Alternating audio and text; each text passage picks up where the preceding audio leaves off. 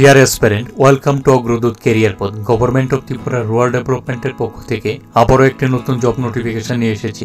Junior মেকানিক্সের জন্য 154+ পোস্টের নোটিফিকেশন বেরিয়েছে।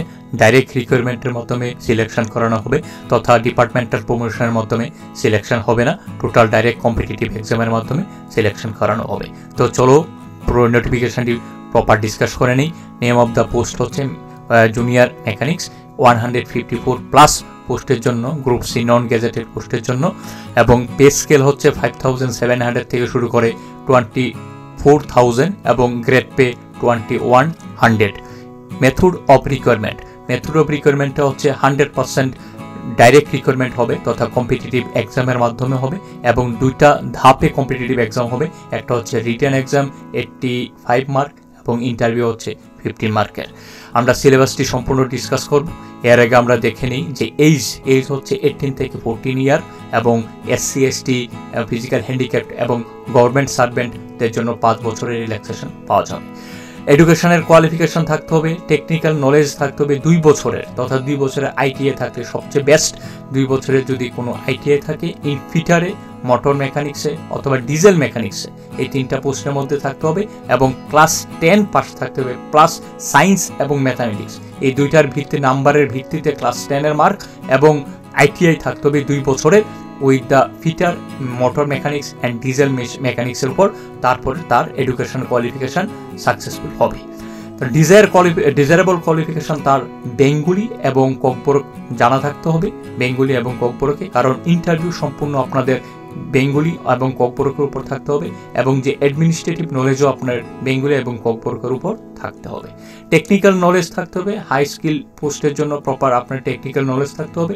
এরপর তোমাদের যে PRTC থাকতে হবে, ত্রিপুরাতে যারাই PRTC আছে তারাই অ্যাপ্লাই করতে পারবে এবং আউট অফ দ্য স্টেট কোনো স্টুডেন্টেই এই এক্সামের জন্য অ্যাপ্লাই করতে পারবে না। টোটাল প্রভিশন পিরিয়ড 2 বছরের থাকবে। তো আমরা এখন এক্সাম সিলেবাস সম্বন্ধে জেনে নিচ্ছি যে 85 মার্কের রিটার্ন এক্সাম হবে, এর মধ্যে 15 মার্ক % ইন্টারভিউ হবে।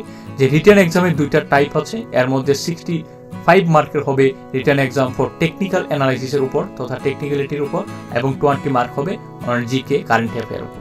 তো টেকনিক্যাল নলেজের মধ্যে থাকতে হবে identification of tools and their use, measurings and making the various tools, specification and descriptions, materials type, various etc. for filling, এগুলি তোমরা ভালো করে দেখে নেবে।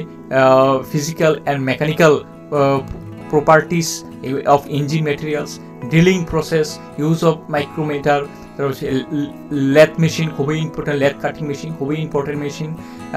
তারপরে লুব্রিকান্ট কি, তারপর হচ্ছে testing of and repairing of machines, safety of কীভাবে একজনকে সেফটি থাকা যায়, ওয়ার্কে কী সেফটি মেজার থাকা লাগে, এগুলির উপর থাকবে। খুবই ইম্পর্টেন্ট এই টপিকটা।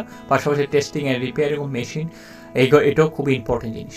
জেনারেল নলেজ এবং হিস্ট্রি অফ ত্রিপুরা স্টেট, এর মধ্যে হচ্ছে 20 মার্কে থাকবে। এর মধ্যে হচ্ছে formation of Tripura state and merger of India union and the category of state, Tripura state and political history of Tripura, name of the king and the rulers, chief minister, governor and the different tribe and their culture.